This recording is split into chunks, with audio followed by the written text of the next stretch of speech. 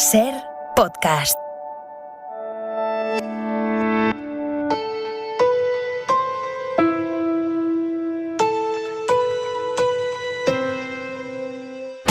En la cadena SER, Hora 25. Aimar Bretos. Con permiso de Messi, quiero contarles esta noche una cosa. Hace 8 años, en 2013, justo cuando Rajoy tenía mayoría absoluta en el Congreso, su entonces ministro de Justicia, Alberto Ruiz Gallardón, intentó sacar adelante una reforma de la ley del aborto que ya no es que tumbara el sistema de plazos mayoritario en Europa, que aquí había impulsado el PSOE unos años antes y que está en vigor desde entonces, ¿no? Lo que quiso hacer Gallardón era volver a la ley de supuestos del 85, pero endureciéndola.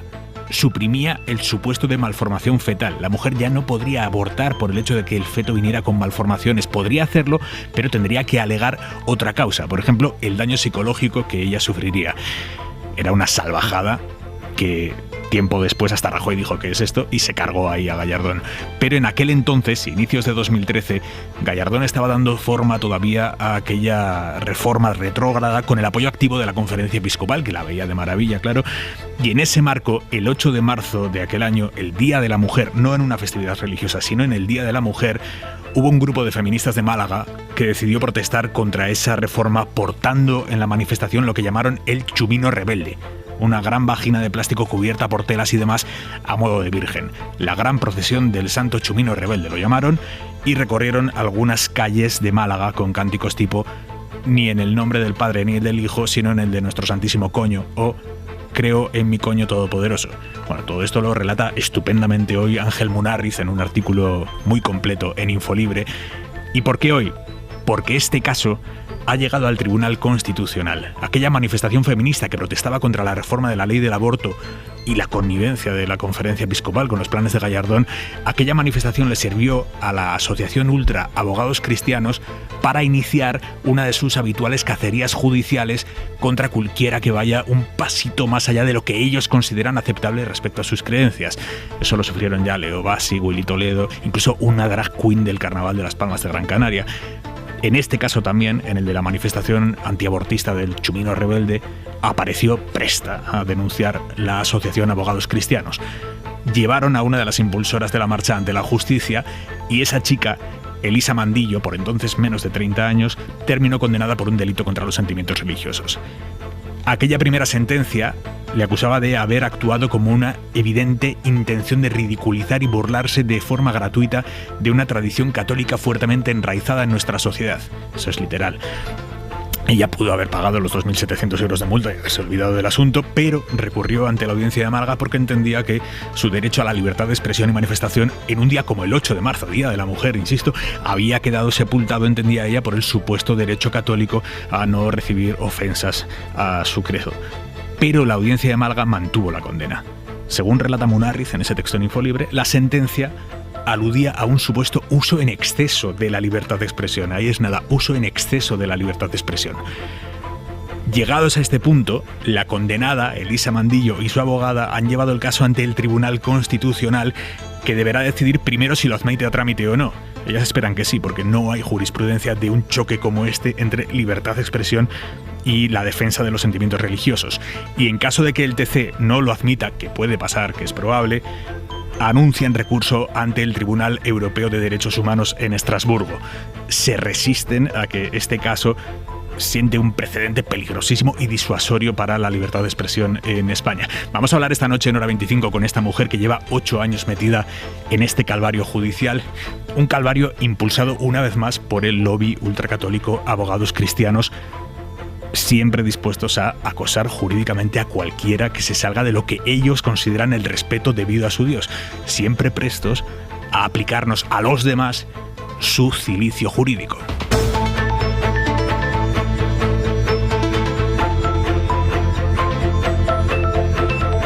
Noche de jueves en Hora 25 con Cecilia Castaño, catedrática de la Complutense de Madrid, vicepresidenta de Economistas frente a la crisis. Cecilia, buenas noches. Cecilia, ¿estás por ahí? Buenas noches, Aimar. Muy buenas noches. Magda Bandera, directora de La Marea. Estoy. Magda, ¿cómo estás?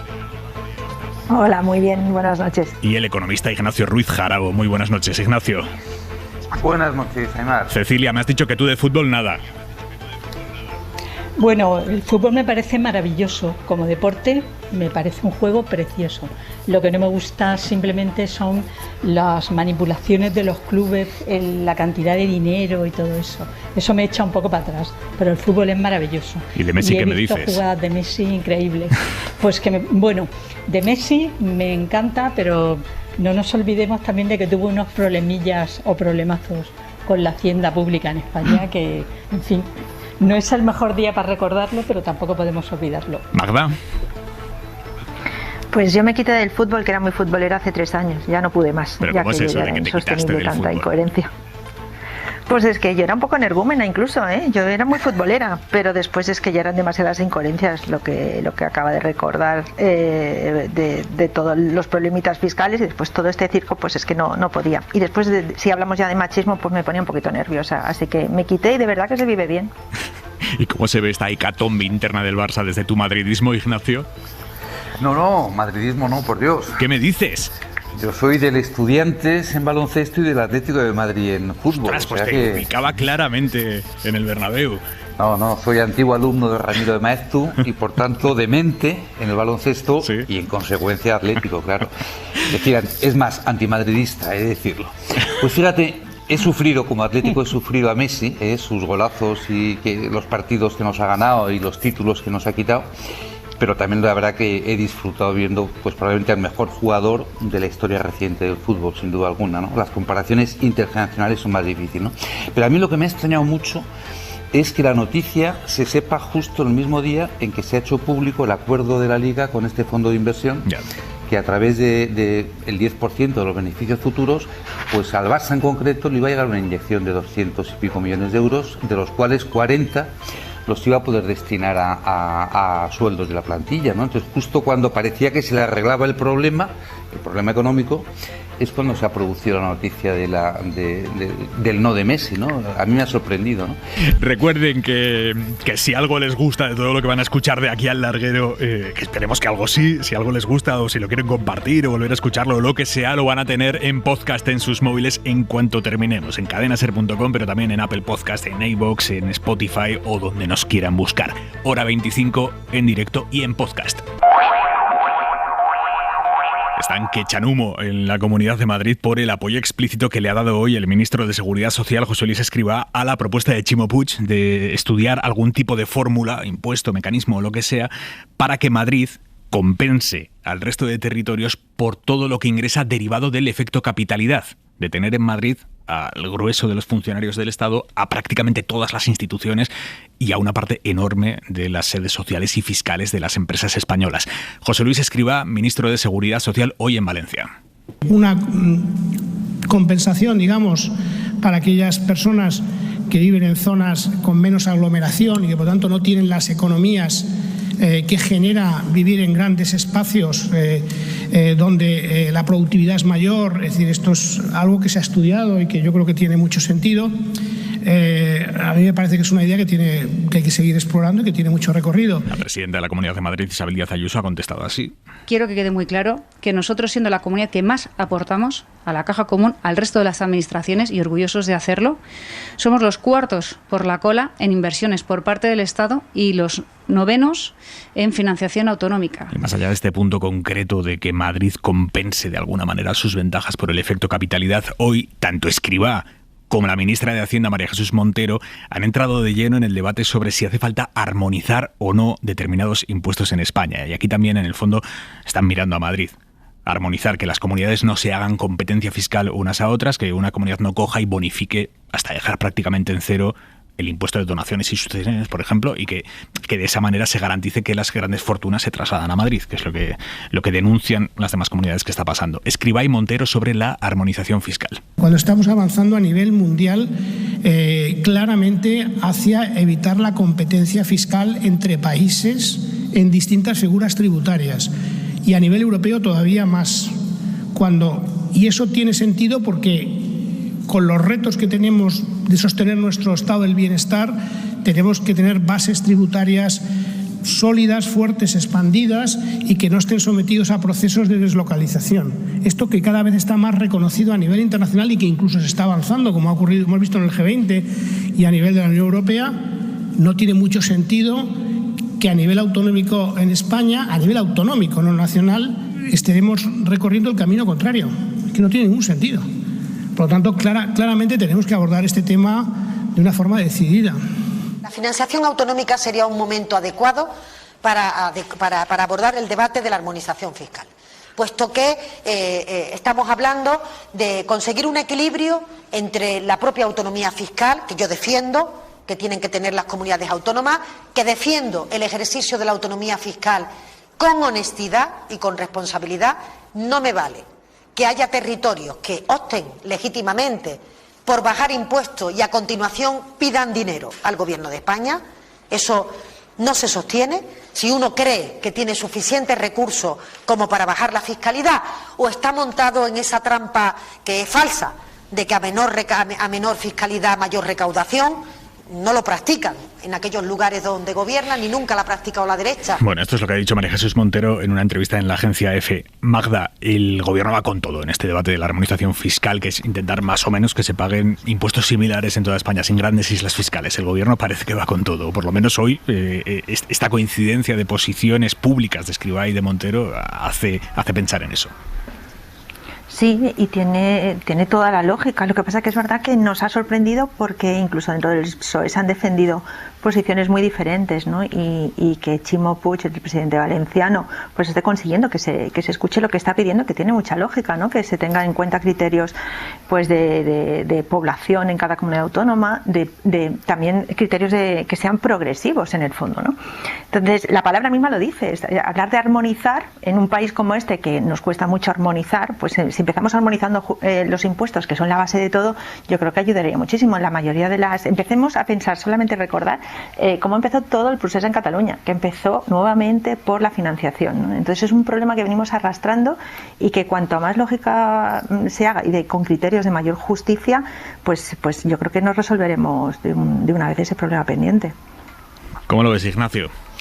Pues yo voy a discrepar, Magda, voy a discrepar contigo, ¿no? Venga. Vamos a ver. Vamos a ver, fíjate, dice una cosa, y es verdad, el ministro Escrivá, y es que en el mundo y en Europa se tiende efectivamente a armonizar algunas figuras impositivas. Él no ha dicho algunas, lo digo yo. Efectivamente, ¿qué es lo que se armoniza? Bueno, pues el IVA, para empezar, el IVA en la Unión Europea está muy, muy armonizado, y ahora se pretende armonizar en un nivel territorial más amplio, incluso en la Unión Europea, el impuesto de sociedades. Claro, ¿tiene sentido? Lo tiene, porque son dos impuestos que penalizan el tráfico empresarial, que gravan el tráfico empresarial. Y efectivamente, en una economía globalizada, cada vez más internacionalizada, es bueno, probablemente es bueno, evitar distorsiones provocadas por distintas fiscalidades, ¿no? Insisto, los impuestos que gravan la actividad empresarial, pero por debajo de eso, ni en la Unión Europea ni en el mundo se plantea lo que se quiere hacer ahora en España, ¿no? Armonizar los impuestos que no afectan al tráfico empresarial.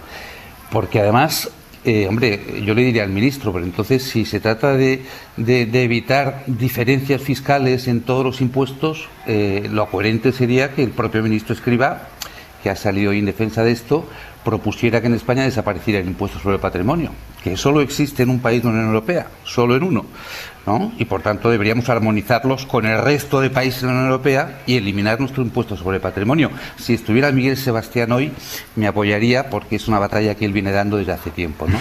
Y luego, la ministra Montero, yo creo que en su discurso nos ha hecho varias trampas, ¿no? Por un lado, vamos a ver, la Comunidad de Madrid aporta en los tres impuestos que más recaudación generan, que son IVA, IRPF e impuestos especiales. En la Comunidad de Madrid se recaudan más de 80.000 millones de euros, de los cuales a la Comunidad de Madrid revierten aproximadamente 20.000. Con lo cual, eso de que Madrid luego rebaja impuestos, pero luego quiere rapiñarnos, ¿no? Pero oiga, si solamente le llega un 25% de lo que se recauda en su propia comunidad, ¿no?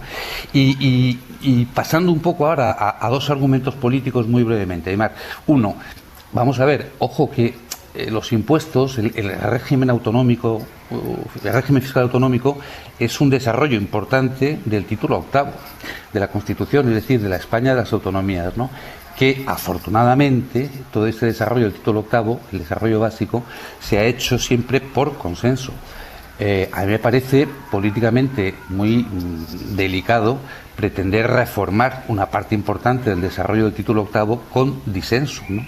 Sería romper uno de los consensos básicos de la España autonómica. Y luego hay otro tema, y con esto ya sí que acabo, el segundo cuestión política. Vamos a ver, sabemos que en las elecciones autonómicas el modelo fiscal evidentemente es muy importante. El más reciente ejemplo está en Madrid, donde se confrontaron dos modelos tributarios, ¿no? Los electores han optado por uno, de forma abrumadora. Hombre, que una derrota electoral, que un modelo tributario derrotado electoralmente se imponga después por otras vías, me parece que podría calificarse hasta de un pequeño lo digo con eufemismo, fraude a los electores, ¿no? Cecilia, ¿cómo lo ves? Pues yo voy a disentir con Ignacio, porque yo creo que, en fin, todos los dirigentes y los presidentes del PP que tanto mencionan la Constitución deberían recordar que en el artículo 11 define el marco del sistema fiscal español como que todos tienen que contribuir. Todos tenemos que contribuir al sostenimiento de los gastos públicos según nuestra capacidad económica mediante un sistema fiscal justo, de igualdad y progresivo. Yo creo que frente a lo que decías, Ignacio, y entiendo que tú eres... Cecilia, te falta una cosa.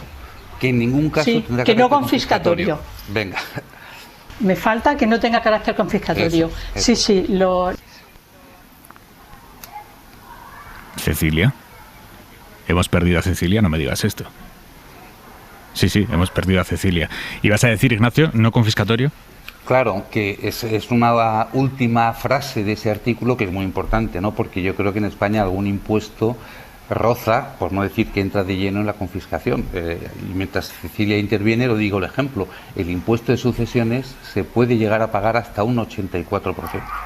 Hasta un 84%. Yo creo que eso es una flagrante incumplimiento de esa última frase del artículo constitucional que nos estaba diciendo. Magda. Bueno, estaría a mí lo de confiscatorio y ese 84%, ¿en qué caso sería concretamente? Pero da igual, pero en cualquier caso, Magda, es decir, si es confiscatorio, lo es. La Constitución no dice que no pueda tener alcance confiscatorio salvo para los que sean muy ricos. A ver, que sí tenemos a Cecilia. Cecilia, ¿estás ahí? Bueno, sí, por fin estoy. Bueno, en todo caso yo creo que la fiscalidad tiene que ser justa en el sentido de que justicia redistributiva, y es muy importante que la ciudadanía perciba que la fiscalidad es justa, porque es la única manera de que no se extienda la tentadora idea de que paguen otros. Yo no creo que en la Comunidad de Madrid ganara las elecciones Isabel Díaz Ayuso por un modelo fiscal de pagar menos. En todo caso, como el asunto... Bueno, definitivamente parece que estamos teniendo problemas serios con la línea con Cecilia. Quiero contaros que en este pulso entre el Gobierno Central y la Comunidad de Madrid, que va más allá de lo fiscal, obviamente, estamos asistiendo a algo nunca visto. Estamos asistiendo esta semana a una bronca pública por Twitter entre un ministro del Gobierno de España y un consejero de la Comunidad de Madrid. El ministro de Seguridad Social, José Luis Escrivá, que escuchábamos antes, y el consejero de Educación de Madrid, Enrique Osorio, a cuenta de las familias más vulnerables y las ayudas del comedor. ¿Qué está pasando ahí, Marisol Rojas? Buenas noches. Buenas noches, Aimar. La guerra empieza el 30 de julio.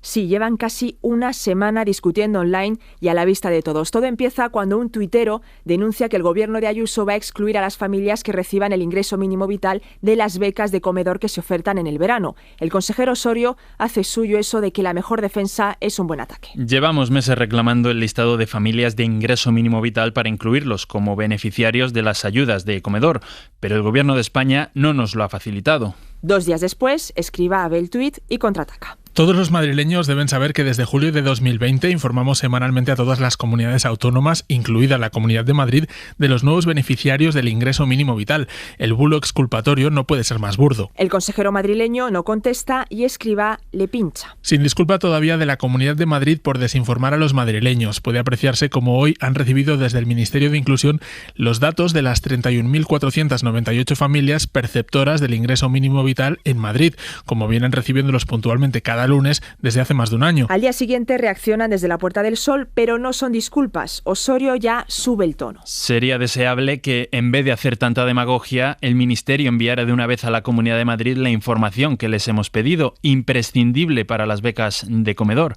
Seguimos esperando. Pocas horas después le responde el ministro, ya visiblemente molesto, y se nota su enfado porque empieza a escribir con un tamaño de letra más grande y pone 3 flechas para que Osorio responda a 3 preguntas muy concretas. ¿A qué instancia del Ministerio solicitó la Comunidad de Madrid la información de los beneficiarios del ingreso mínimo vital en Madrid? ¿Cuándo se realizó la solicitud?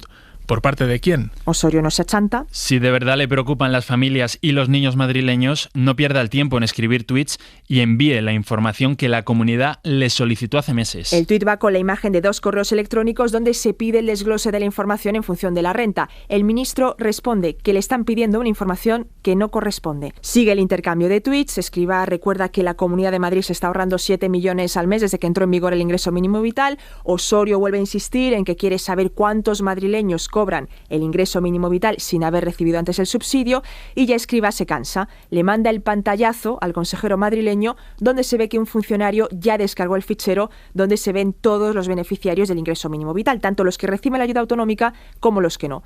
Y le da las 4 fuentes que podían consultar. Dicho de otra manera, no solo tienen esa información, sino que además pueden conseguirla por su cuenta. Así termina esta batalla tuitera, pero la reflexión final la pone Mathieu de Tallac, el corresponsal de Le Figaro en España, que dice: a lo mejor soy yo, y a la gente le va el zas y le convence de votar a uno o a otro contrincante. Y por alusiones responde el ministro. Es la primera vez que tengo que reaccionar así, pero en este caso el fondo del asunto es escandaloso. No se puede tolerar que desde una cuenta de una administración pública se busque descargar sobre otra su responsabilidad basándose en un conjunto de falsedades. Diana Morant, ministra de Ciencia e Innovación, buenas noches. Buenas noches y gracias por la invitación. Bienvenida como ministra a esta casa. ¿Cómo explica la ciencia lo de Messi, todo lo que ha hecho Messi por el Barça? Bueno, seguro que habría que escribir mucha investigación.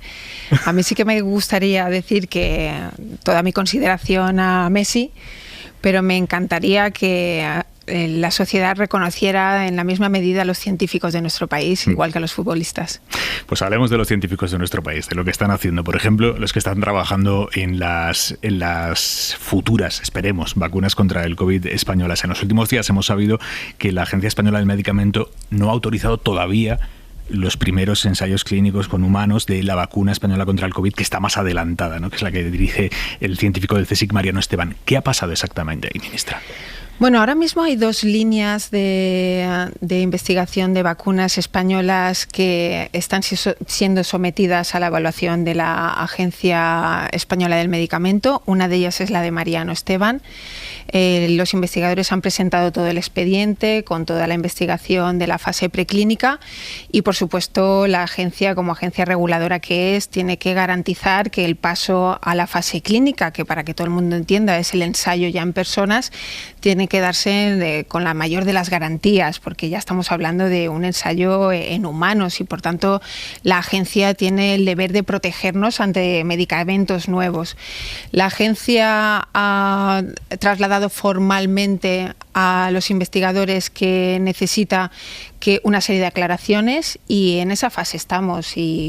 Pero yo le daría normalidad. Al final la investigación tiene sus pasos y cada uno ocupa unos roles distintos y en esta fase pues tenemos que respetar que la Agencia Española del Medicamento necesita la certeza máxima para dar siguientes pasos. Pero como decía antes, hay otras líneas abiertas y desde luego lo que queremos es una muy buena vacuna. Queremos una vacuna diferente a las que ya están. ¿Pero nos puede decir cuáles son los reparos o las dudas de la Agencia Española del Medicamento respecto a esta vacuna? Pues no se lo puede decir, entre otras cosas, porque la investigación de momento no es pública y por tanto esos resultados, la investigación que han presentado el equipo investigador y los copromotores de este ensayo preclínico son confidenciales y por tanto yo no puedo adelantar nada.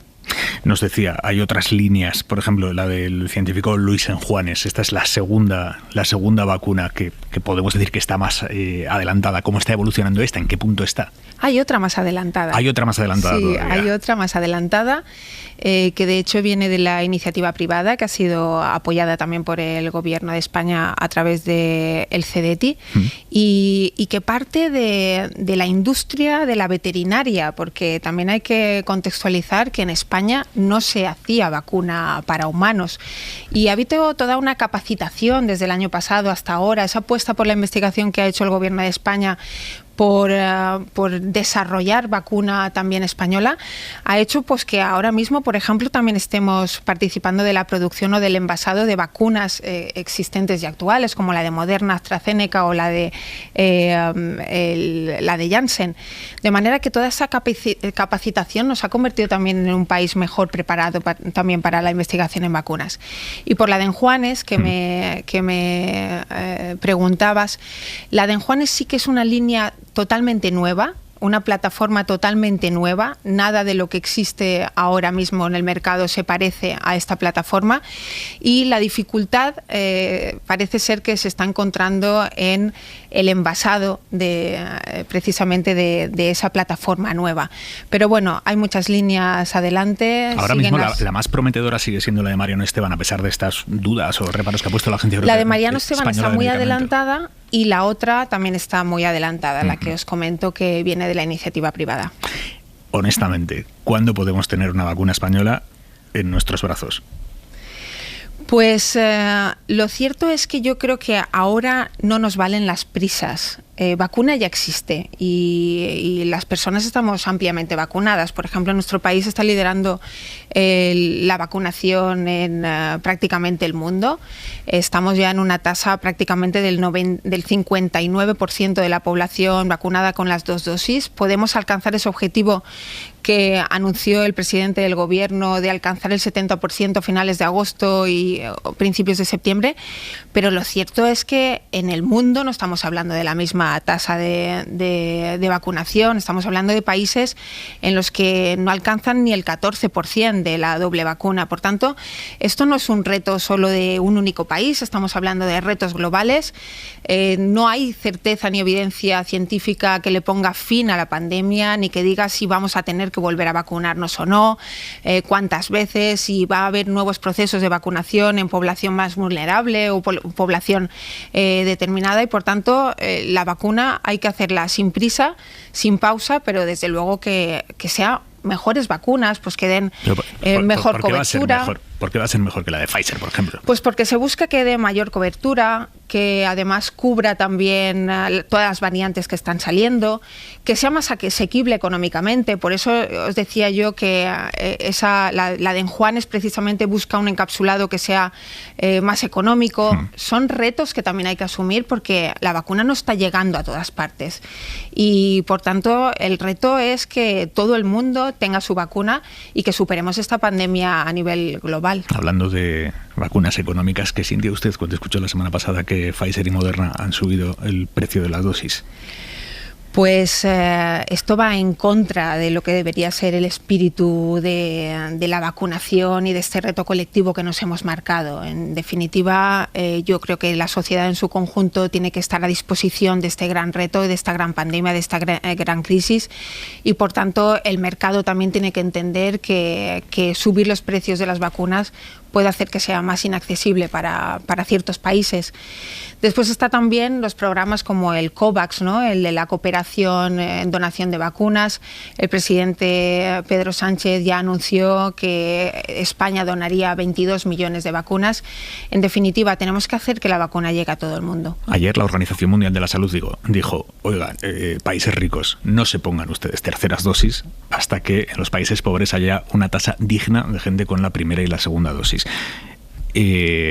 Francia y Alemania han dicho, esto no va con nosotros, vamos a empezar a vacunar con terceras dosis a nuestros mayores. ¿En España qué vamos a hacer? Bueno, en España tenemos que decir bien claro que no habrá una tercera dosis mientras la comunidad científica no tenga una evidencia clara de que es necesario. Por tanto, tenemos que esperar a que esa evidencia exista para programar si es necesario esa pauta de tercera vacuna. Por tanto, una cosa es tener el permiso y otra cosa es tener la evidencia científica, que todavía no existe. Pero yo comparto el espíritu de la Organización Mundial de la Salud. Yo creo que todos merecemos estar vacunados. Esto es un reto global y, por tanto, no hay que ser solidarios, hay que ser simplemente humanos. ¿Le parece egoísta que haya países de nuestro entorno que estén pensando ya en esa tercera dosis? No, en realidad yo creo que ellos están pensando en el bien de sus ciudadanos, pero sí que comparto que deberíamos tener una visión global de que todo el mundo tendría que estar vacunado. Cuando ha dicho usted esta semana que nos vamos a tener que vacunar mucho del COVID, ¿esto pasa por vacunarnos una vez al año? Bueno, esto pasa por ir resolviendo todas las incertidumbres que todavía quedan. Desde luego, la comunidad científica tiene que ir resolviéndolas y tiene que prepararse para los posibles escenarios futuros y a largo plazo.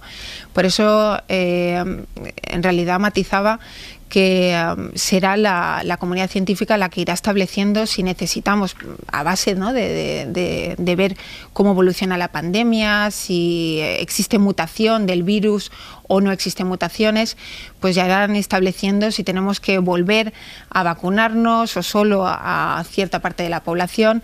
Desde luego siempre tomaremos las decisiones del lado de la comunidad científica y de la certeza. Usted se ha comprometido a alcanzar el 2% del PIB en inversión científica en España en 2024, a llegar al 3% en 2030. ¿Hacienda está de acuerdo con esto? Hacienda está de acuerdo con esto. Es un proyecto de país. Tenemos claro que, de hecho, el plan de recuperación se llama Plan de Recuperación, Transformación y Resiliencia. Sabemos qué España queremos, una España más verde, más igualitaria, más cohesionada y una España más digital. Y el camino es la ciencia y la innovación, si no, no transformaremos nada. No queremos la España pre-pandemia, queremos una España que tenga una capacitación más alta, que absorba todo el capital humano de la investigación, pero que haga esa transferencia también, y por tanto que los rankings en los que se mueve ahora España, que no son demasiado buenos, por ejemplo, en publicaciones científicas estamos el país número 10 de todo el mundo, que no está mal, pero cuando nos vamos a la aplicación de esa innovación en la actividad privada, estamos en el número 30. Algo está ocurriendo, no está habiendo transferencia. Ministra? Pues que no se transfiere el conocimiento y que no hay una cultura de la innovación en nuestro país. ¿Qué es transferir el conocimiento? Transferir el conocimiento es toda la investigación tiene que acabar luego aplicándose en la mejora de la vida de las personas. Por ejemplo, voy a hacer ejemplos sencillos. Todo el mundo entiende que la ciencia ha inventado la vacuna y esa ha sido la respuesta para esta crisis. Entonces entiende que la investigación es necesaria e imprescindible en nuestro país. Pero también hay que entender que hay otras herramientas que nos han permitido continuar trabajando a través del teletrabajo, con la tecnología, han permitido que los abuelos y los nietos continuaran en contacto, nos han permitido seguir educando a nuestros hijos. Eso es tecnología aplicada. Por tanto, la transferencia significa que al final toda la investigación acabe siendo aplicada en el día a día de la ciudadanía, siempre en beneficio de la ciudadanía. Ahora mismo ahí hay una gran brecha.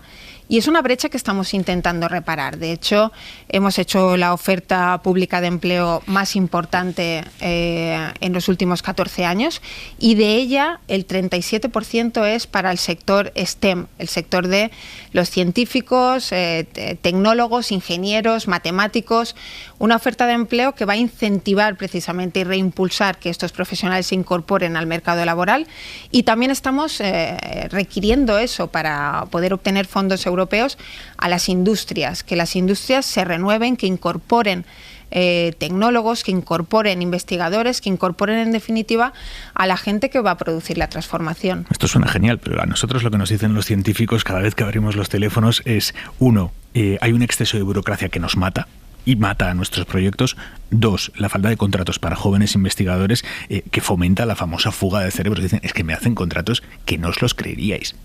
¿Qué va a hacer la nueva ministra de Ciencia ante esto? Bueno, ya se han hecho algunas cosas. En materia de burocracia, de hecho, por ejemplo, se ha declarado la investigación científica como actividad de interés, en el mismo rango que tiene la educación, la sanidad o las fuerzas de seguridad del Estado, de manera que hemos hecho una tasa de reposición del 110%, por eso decía yo que la oferta pública de empleo que ha sacado el Gobierno de España es la mayor en 14 años, pero además es la mayor también en ciencia y en innovación. También hay que incluir ahí también administrativos, porque al final la burocracia lo que hace es que los científicos, en vez de estar investigando, estén haciendo papeles. Sí. Y por tanto es importante incidir en que también se han incluido estos técnicos.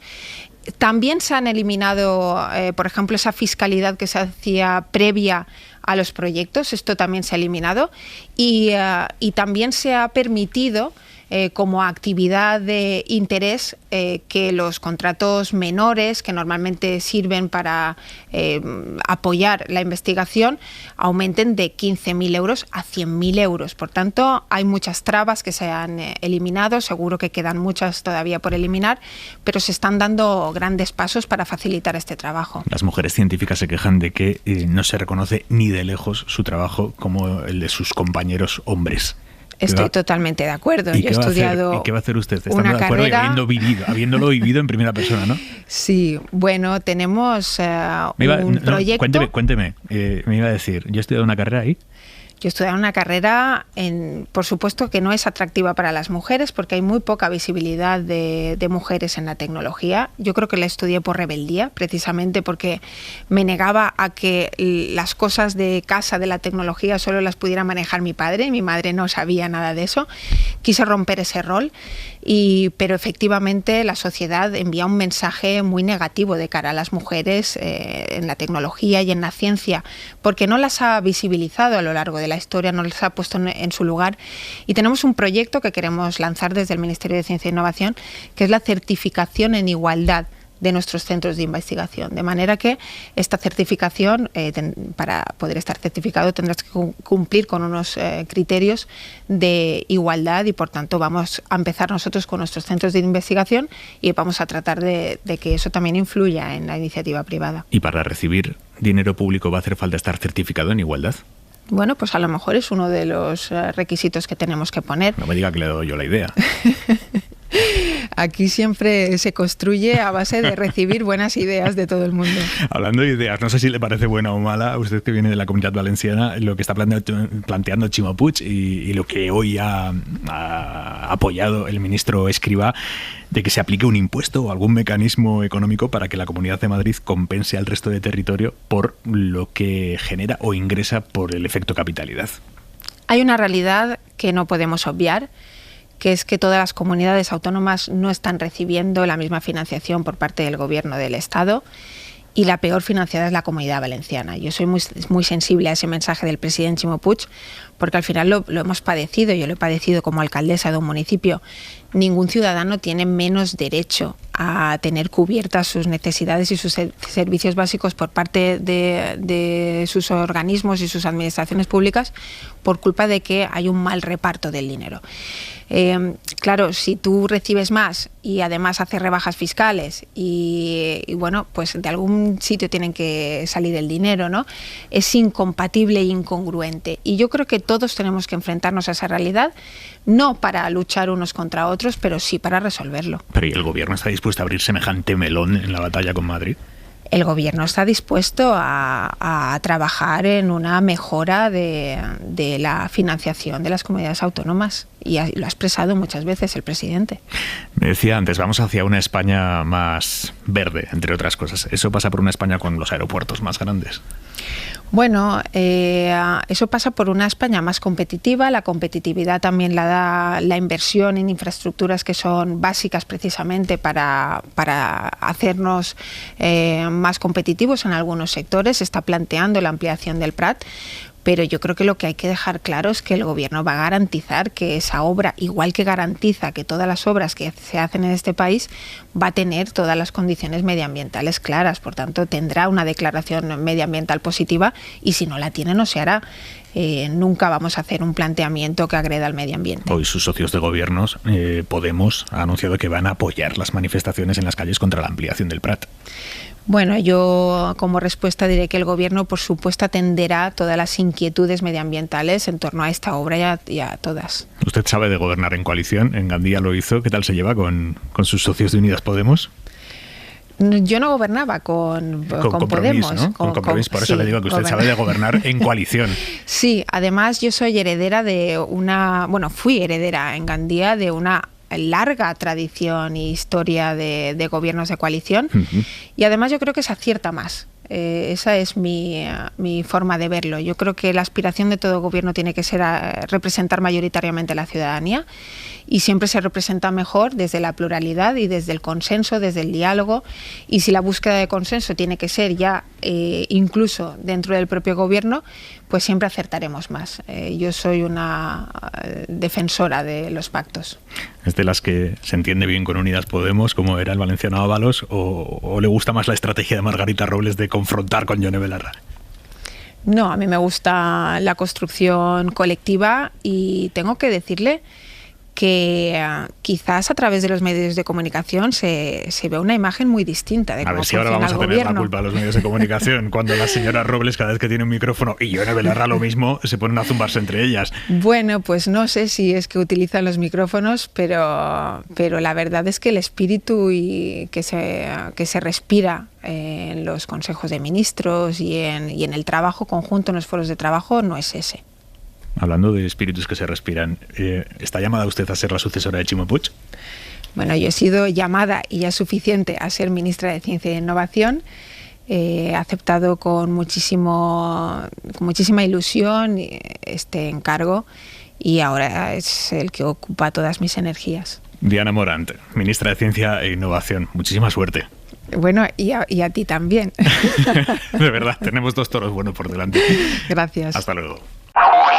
Es bastante clara la ministra en el sentido de que a ella no le parece demasiado humano, ha llegado a decir, el hecho de estar planteando ahora, hablando en Occidente, en los países ricos, de terceras dosis, cuando todavía hay muchos países en los que ni han olido casi la primera. Hoy la Unión Europea esta tarde ha venido a decir que no se da muy aludida por ese mensaje de la Organización Mundial de la Salud, que ayer pidió no empezar a vacunar con terceras dosis.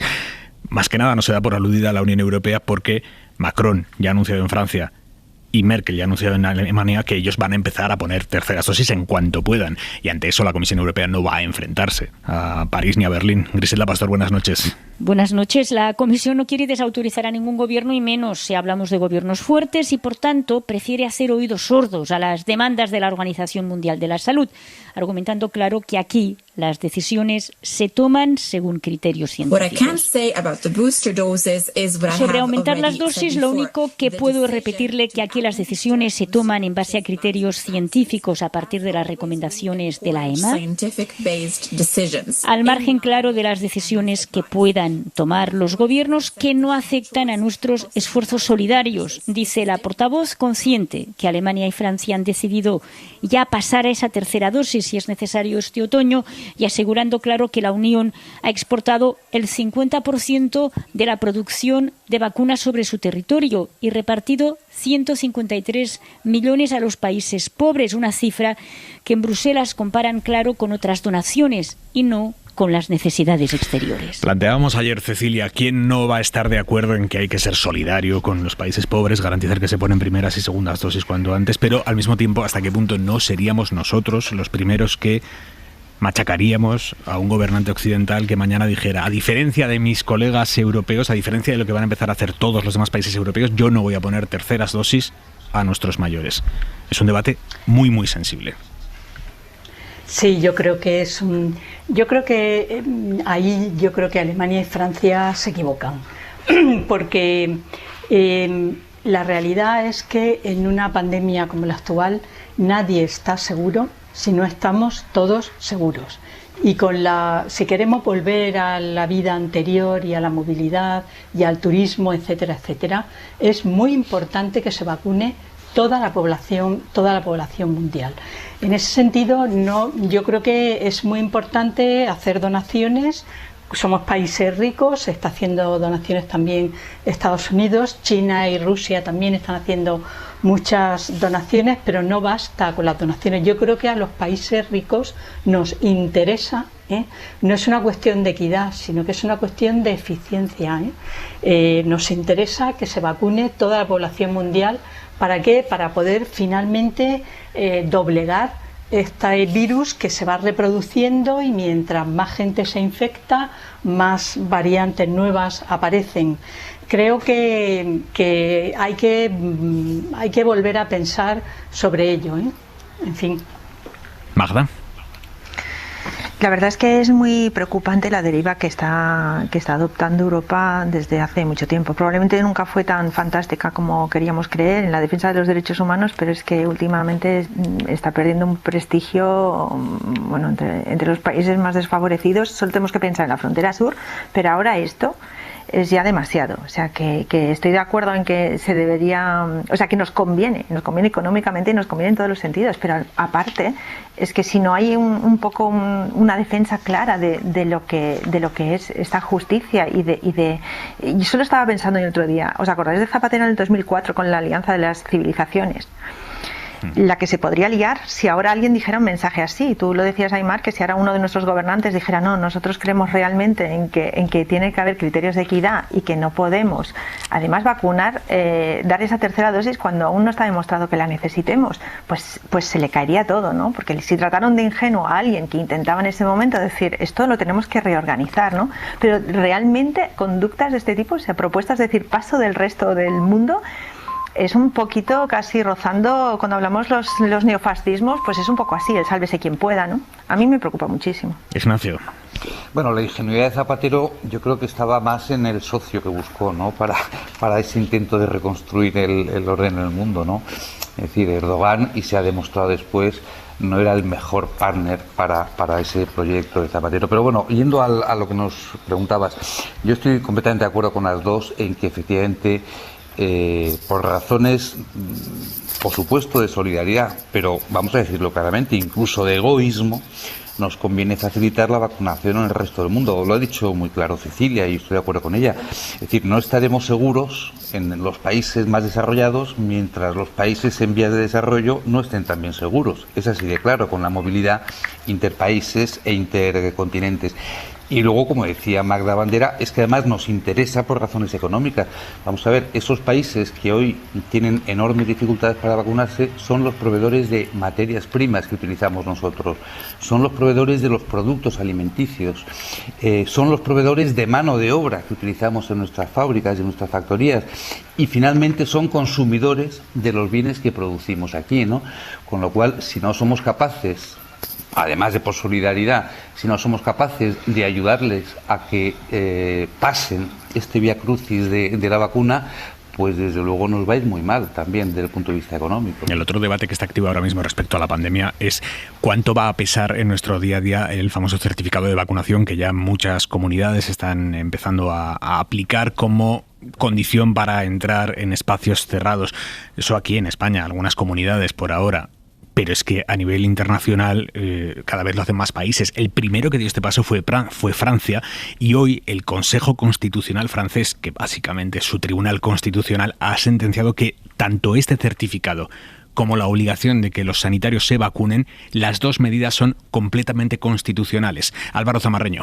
En una revisión express de esa ley aprobada en la Asamblea Nacional hace menos de 2 semanas, apoya mayoritaria pero parcialmente las medidas. Como principio general, este órgano considera que al aprobar la ley, la Asamblea busca proteger un bien constitucional, que es el derecho a la vida, y por lo tanto es razonable exigir el certificado COVID para entrar a locales de ocio y restauración, e incluso a centros comerciales y centros médicos bajo ciertas determinadas condiciones, como por ejemplo garantizar la salud de las personas. También avala la obligación de vacunarse para quienes trabajen en sanidad y en residencias, o que se pueda suspender temporalmente de trabajo y sueldo a un empleado indefinido que no tenga ese certificado, pero rechaza que se pueda finiquitar un contrato temporal con antelación por ese mismo motivo y cree desproporcionado y abusivo el aislamiento obligatorio durante 10 días de las personas positivas en COVID. Pues precisamente el pasaporte COVID es el motivo del último pulso dentro de la derecha española, porque Vox lo rechaza de raíz, el PP lo ve bien, o por lo menos lo ve bien en aquellas comunidades en las que gobierna, como es Galicia, como es Andalucía. En Galicia han empezado a aplicarlo en los sitios con mayor incidencia acumulada. En Andalucía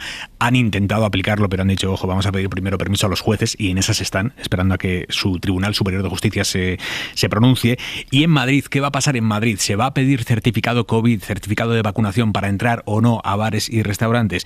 Bueno, Ayuso está diciendo, quizá todavía no, dentro de unas semanas veremos. Santiago Abascal le dijo, como pongáis certificado COVID en Madrid, os vamos a llevar a los tribunales, y hoy Ayuso ha contestado a Abascal. Que algunos gobernamos y tenemos responsabilidades al frente de las administraciones y, por tanto, creo que los tonos amenazantes, los ultimátums, este tipo de tonos, a mí pues no me gusta, y desde luego a mí no me gusta ni que me chantajeen, ni que me amenacen, ni que me impongan. Me gusta que me traten con respeto, ¿no? Pero mi relación con él es muy buena y con Vox también lo es.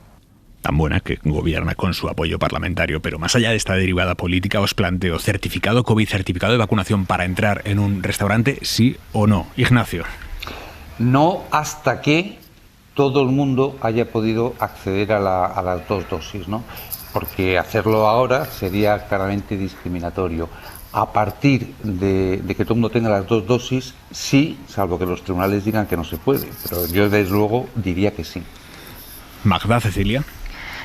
Pues es imprescindible que esté todo el mundo vacunado para empezar a plantearlo, y aún así insisto en que debería haber un poco más de reflexión sobre lo que implica, y que siempre estemos pensando en estas excepciones o en estas medidas por el sector de la hostelería, y porque también sabemos y nos están indicando cómo podemos prevenir dentro de esos espacios la enfermedad, la transmisión. Entonces también me produce cierta incertidumbre, ¿no? El decir, si sabemos y respetamos las normas para evitar las transmisiones, quizás incluso estando vacunados las tenemos que seguir respetando, ¿no? Entonces me causa mucha incomodidad esta medida, porque creo que puede ser un precedente para otras un poco complicadas. Lo de los sanitarios, por ejemplo, que Francia vea que los sanitarios tienen que vacunar, lo veo de todo lógico, ¿no? Porque es un espacio de salud. Lo otro es otra vez negocio, ocio, y acabamos de ver también lo que pasó con los festivales en Cataluña, ¿no? Entonces habría que tener eso, un poco de reflexión. A lo mejor durante un tiempo pues el ocio requiere que ni siquiera con pasaporte COVID vayamos, ¿no? Cecilia. Es una decisión sin duda muy difícil, y en todo caso yo creo que no podemos tener una idea de la libertad individual tan absolutamente como de yo hago lo que me da la gana, ¿no? Porque la libertad tuya termina donde empieza la libertad de otro, y no solamente donde empieza su seguridad. Yo me pregunto si cuando vas al médico te gustaría saber que esa persona está vacunada, ¿no? Cuando llevas a tu hijo al colegio, cuando estás haciendo cualquiera de las actividades que hacemos cotidianamente, pues sería muy importante que en ese sentido la población fuera más sincera. Yo creo que en parte el problema que tenemos aquí es que no hemos aceptado el rastreo de los casos, que eso habría evitado muchísimas infecciones y muchísimas muertes, pues porque queremos respetar las libertades individuales, y estoy totalmente de acuerdo en que hay que respetarlas, pero esa libertad individual tiene un coste, y esa es la reflexión que yo me planteo también. Sobre libertades y derechos, vamos a hablar ahora de un asunto que lleva coleando desde 2013. Si se han incorporado a esta hora, ahora 25, hace unos minutos, y no han podido escuchar la explicación que planteábamos a las 10, se la voy a resumir brevemente. 2013, Mariano Rajoy era presidente, Alberto Ruiz Gallardón, su ministro de Justicia.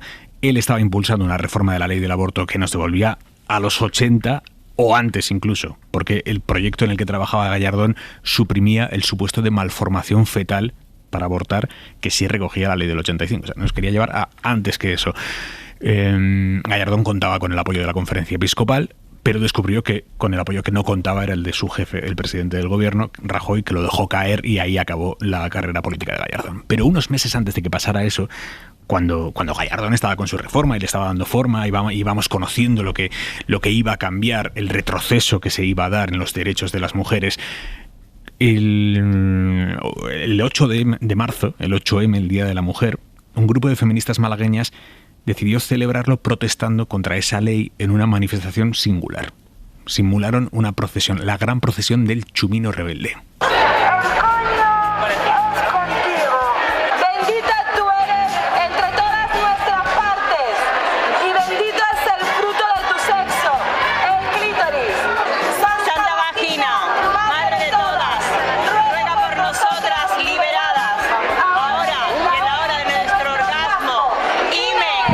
Aquello derivó en una denuncia de la Asociación Abogados Cristianos contra una de las mujeres que participó en la protesta antiabortista, y allí empezó el calvario judicial de esta mujer, que es Elisa Mandillo. Elisa, buenas noches.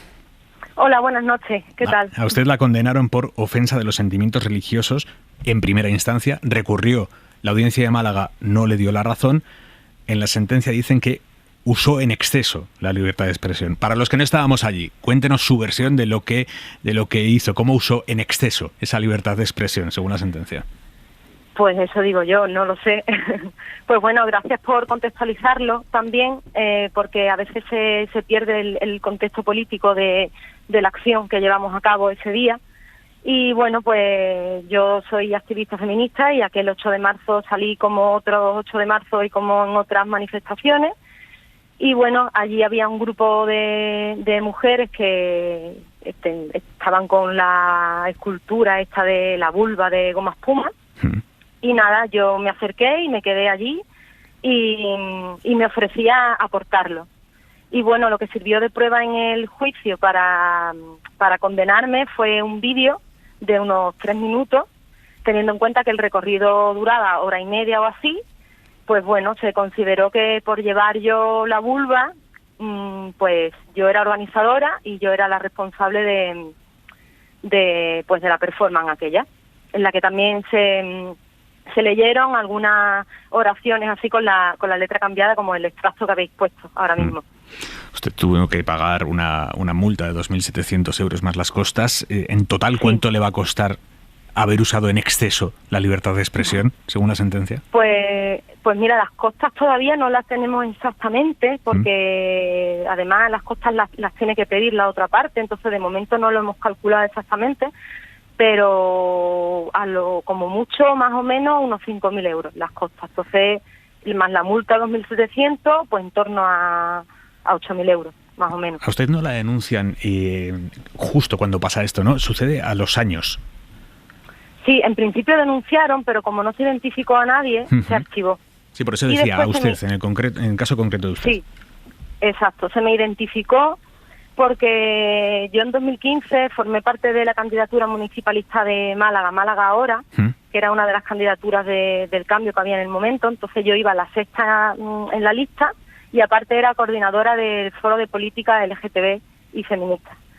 Y bueno, pues nada, de algunas fotos, de las fotos de campaña evidentemente, y de algunas fotos así por alguna red social, de algún medio local que me hizo una entrevista, pues por lo visto me identificaron, un policía nacional, y entonces pues nada, pues relacionaron mi imagen con la de una de las personas que iba en la manifestación de 2013. Así que sí que me cayó a mí la multa cuando, era una manifestación totalmente legal, un 8M, que en ningún caso fue durante Semana Santa, que algunos medios de derecha han replicado eso y no es verdad. Y no sé si tenéis acceso al vídeo que sirvió para condenarme, pero en ningún caso pasa nada, en ningún caso se señala a nadie, en ningún caso hay violencia, agresividad, no pasó nada en realidad. Hoy hemos sabido, ese 8 de marzo. Hemos sabido a través del artículo, por cierto, un artículo genial de Ángel Munarriz, colaborador de este programa, un artículo que firma en Infolibre. Hemos sabido a través de ese artículo que usted ha decidido no parar aquí y de hecho ha presentado el recurso de amparo ante el Tribunal Constitucional. De todos los recursos de amparo que se presentan ante el TC, el Tribunal admite poquísimos. ¿Por qué cree que el suyo sí? Bueno, no sé si en realidad pensamos que el nuestro sí. A ver, puede ser también porque, según tengo entendido, este delito de ofensa a los sentimientos religiosos no ha llegado al Constitucional. Uh-huh. Y en todo caso es porque necesitamos dar ese paso para acudir a los tribunales europeos. O sea, su objetivo realmente es Estrasburgo. Sí, en principio sí, yeah. Sí. Porque además hablo en plural porque a raíz de la denuncia surgió un colectivo, porque no estamos solas y somos muchas y somos conscientes de que ahí estábamos un montón de personas, de mujeres, y entonces pues se formó un colectivo que son también las personas que han llevado a cabo la campaña de recaudación para poder recaudar el dinero de la multa y de las costas. Ahora que sabe todos los problemas que le trajo esta protesta, ¿se ha arrepentido en algún momento? Pues no me arrepentí en ningún momento porque yo no considero que yo y las personas que estuviéramos allí hiciéramos algo que no se pudiera hacer y además era el contexto que era la reforma del aborto que planteaba Gallardón, que pretendía que retrocediéramos más de 30 años en materia de derechos reproductivos. Y ya digo que como no hubo señalamiento y no hubo violencia y no se dijo nada a nadie y no hubo nada que fuera de verdad así, que no entendemos qué es lo que les ha molestado tantísimo. ¿Usted no entiende que haya personas que se sintieron ofendidas por aquellos cánticos, por la forma en la que ustedes eligieron para protestar legítimamente contra aquella reforma de la ley del aborto, pero que se sintieran ofendidas, que dijeran, es que están emulando a mi virgen, puesta como un coño, y están diciendo que bueno, están profanando mis oraciones, sí, que para mí son muy importantes? ¿Usted eso lo entiende? Yo entiendo que les puedo ofender y entiendo que le pueda molestar, como a mí me pueden molestar muchísimas cosas que escucho en los medios de comunicación y también cosas que el posicionamiento, ¿no?, de la Iglesia en muchísimos temas que nos atraviesan radicalmente. Y yo, como ofender, puedo entender que lo ofenda, pero no entiendo que la ofensa sea constitutiva de delito y delito de un sentimiento. La ofensa a un sentimiento religioso es lo que no entiendo, cuando además no es la primera vulva que se procesiona. Y además también era una intención de sublimar, o sea, estamos hablando del sexo, del orgasmo, de la libertad de la libertad sexual de las mujeres. No entendemos por qué molesta tanto y porque además es una cuestión cultural también, no solo es una cuestión religiosa, es una cuestión cultural, y además aquí en Andalucía se vive muy desde la cultura popular. Los elementos, pues la Virgen, los santos, la imaginería, etcétera. Así que el problema es que en el Código Penal nuestro haya un artículo que signifique que esto puede ser un delito y que esto pues me haya hecho pues estar donde estamos ahora mismo. Elisa Mandillo, gracias por contarlo esta noche en Hora 25. Muchísimas gracias a vosotras. ¿Qué os sugiere esto, Cecilia? Pues a mí, sinceramente, me parece que yo creo que no hay que tener prejuicios respecto al cuerpo femenino con todas sus partes, absolutamente con todas. Y veo que ahí hay una diferencia muy importante porque en nuestra cultura mediterránea aceptamos hablar del órgano sexual y reproductor masculino a todo trapo y en todo momento, pero en cambio el órgano femenino es todavía un tabú. Y lo grave es que una organización religiosa se sienta ofendida por esa, intentando monopolizar la palabra santo. Anda que no decimos un montón de veces al día santo esto, santo lo otro. No pasa nada porque se le ponga santo a un coño, ¿no?, a una vulva.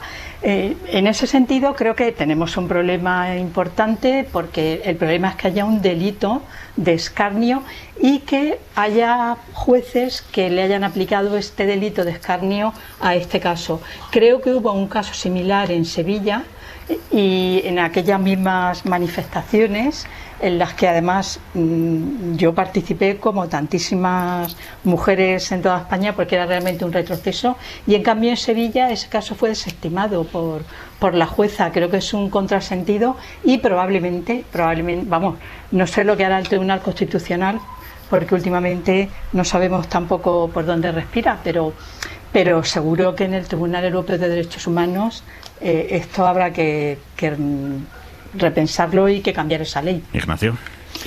Pues yo le deseo a Elisa Mandillo dos cosas. Fíjate, la primera, que triunfe en su pretensión jurídica y que sea el Constitucional o sea Estrasburgo, efectivamente anulen la condena por delito que ha tenido, ¿no? Porque la libertad de expresión para mí es sacrosanta, ¿no? Pero también le deseo una segunda cosa, y es que nunca en su vida nadie le ofenda a sus creencias como feminista que se ha declarado, o a sus gustos artísticos, o a sus estéticos, o a lo que fuera, que nunca nadie intente siquiera ofenderla como ella ofendió a muchos españoles que efectivamente se sintieron, y yo creo que de forma razonablemente justificada, ofendidos. Lo digo desde un planteamiento no religioso, que no lo soy, pero en mi ADN está el no ofender a nadie y el respetar al ser humano como se merece, ¿no? Y yo creo que no cumplieron con ese código de conducta que yo sí quiero mantener en mi vida, ¿no? Yo creo que ella y sus compañeros no lo hicieron. Es mi segundo deseo, que nunca sufran lo que ellos han hecho sufrir a otros, ¿no? Y me quedo con el primer deseo, que triunfe y que anulen la condena que le han puesto. ¿Ibas a decir, Magda?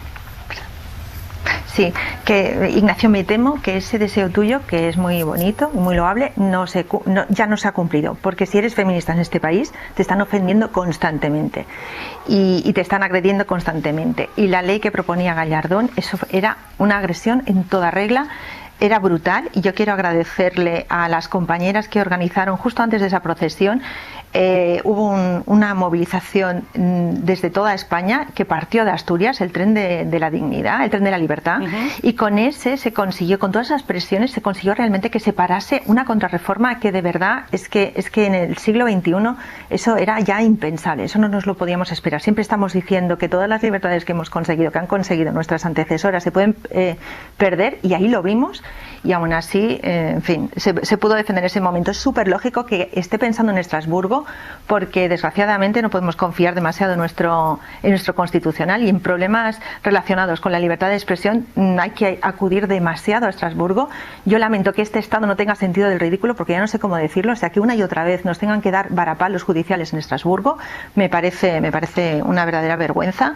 Y después el PSOE, que haga el favor ya de cumplir con todo lo que promete cuando está en campañas electorales, y tiene que convertir de verdad este país en un país laico. Si se lo cree, tenemos que acabar con esta confesionalidad que no entiende ya nadie tampoco. Y por último, antes hablábamos de todo ese dinero que hay también para estos procesos judiciales, y hace justo un mes, desde el Fórum de Parlamentarios Europeos por los Derechos Sexuales y Reproductivos, se emitió un informe muy interesante en el que se ponía cifra en dólares a todas las labores de lobby que se habían hecho contra precisamente eso, ¿no? Contra los derechos reproductivos y sexuales. 700,7 millones de dólares entre 2009 y 2018. Y están teniendo muchos resultados, porque lo estamos viendo en diferentes países. Entonces tenemos que tener mucho cuidado y estar muy alerta. Sobre cosas con las que hay que tener cuidado. Escuchen esto. La muerte que te daban no era fácil. Por ejemplo, cogían a uno que había hecho algún eso y colgarlo con las manos así, y colgarlo ahí en la entrada del campo, porque todo el Cristo lo vería. Es parte de uno de los documentales del periodista español Carlos Hernández, documentales en los que se incluyen los testimonios de supervivientes españoles de campos de concentración nazi. Bueno, pues YouTube ha censurado estos vídeos. Carlos Hernández, buenas noches. ¿Qué tal? Buenas noches, Aymar. Tú eres periodista, has publicado Los campos de concentración de Franco, Los últimos españoles de Mauthausen. Llevas años recuperando la memoria de quienes vivieron en estos campos, y ahora te los censura YouTube. ¿Por qué? Bueno, estoy absolutamente perplejo, porque al principio yo pensé que había sido, como casi siempre, un algoritmo de estos que había, pues encontrado alguna imagen demasiado dura, porque se ve evidentemente algún muerto, ¿no? Así ocurrió en los campos de concentración nazis. También porque... Perdonad, pero es que me estáis devolviendo el retorno. Si me lo podéis quitar... Vamos a intentar bajártelo un poco. Si no, vamos a intentar bajártelo un poco, sí. Vale, ahora perfectamente. Pues como te decía, pensaba que había sido algo automático y que habían detectado alguna imagen especialmente violenta, que no la sabía realmente, pero bueno, la realidad de los campos nazis desde luego no fue sencilla, o alguna imagen de desnudo, porque es verdad que también en las imágenes de los fallecidos en los campos nazis, los cadáveres es que estaban desnudos. Pero resulta que después de apelar y de denunciarlo públicamente, que se montaron cierto lío en las redes sociales, la respuesta que me han dado, te la puedo leer, Aimar, me la acaban de dar hace muy poquito, es que han confirmado que van a mantener las restricciones porque no es apropiado el contenido para todo el mundo, dicen particularmente para personas menores. De tal manera que se han reafirmado en que algo tan importantísimo como que es que nuestros jóvenes, especialmente nuestros jóvenes, conozcan la historia de lo que fue el nazismo y el sufrimiento, en este caso también de españoles, por supuesto, del resto de prisioneros en los campos de concentración, pues no es apto para menores. Es algo absolutamente sorprendente. ¿Pero porque hay muertos, porque hay desnudos o por qué?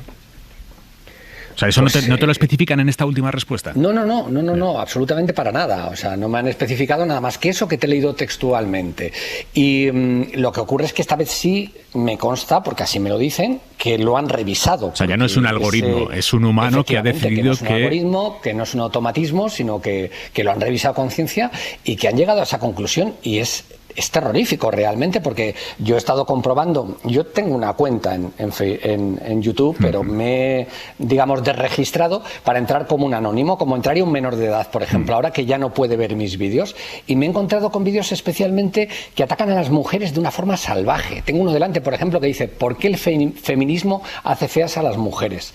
Hay vídeos fomentando directamente el nazismo, el racismo, de peleas de perros. Todos estos no tienen aplicada ningún tipo de restricción. Y sin embargo, estos vídeos que precisamente se enseñan en las escuelas, aquí en España todavía vamos con mucho retraso en todo lo que es el tema de memoria y de historia, pero yo mismo en muchas charlas que he dado en centros educativos he enseñado a los chavales de menor de 18 años estos vídeos. Me consta que hay muchos profesores que los utilizan en sus clases, y vamos, de hecho, La lista de Schindler, que no es una película precisamente suave, en nuestro país tiene una recomendación de no apta para menores, o no recomendada, mejor dicho, para menores de 13 años. Y eso que hay países como Francia, donde está autorizada absolutamente para todos los públicos. De tal manera, Aimar, que yo tengo que decir que después de este análisis, o bien tienen unos equipos técnicos muy mediocres en YouTube, o hay un trasfondo muy preocupante de permitir y ser muy permisivos con vídeos que fomentan el odio, el racismo, la xenofobia y en definitiva las teorías de la extrema derecha,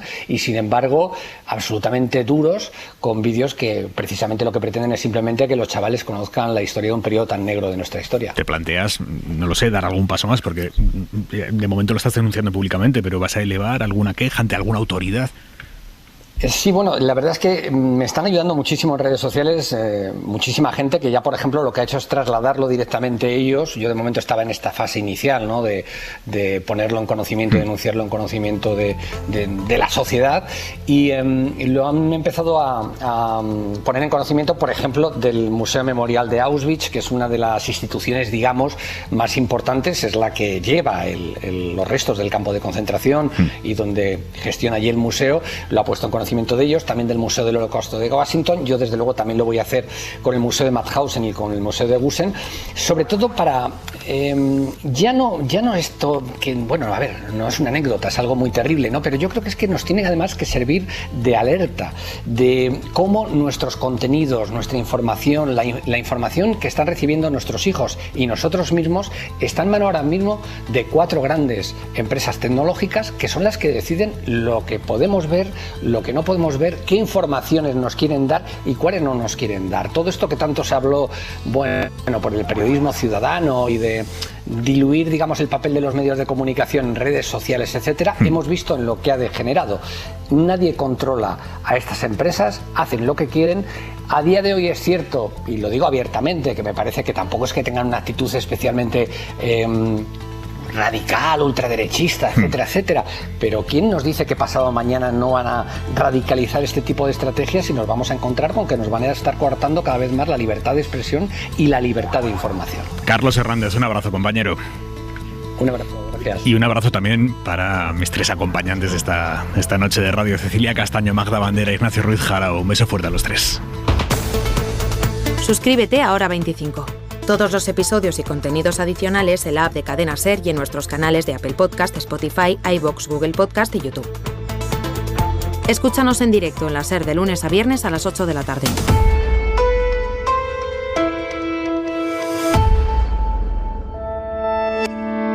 Cadena SER.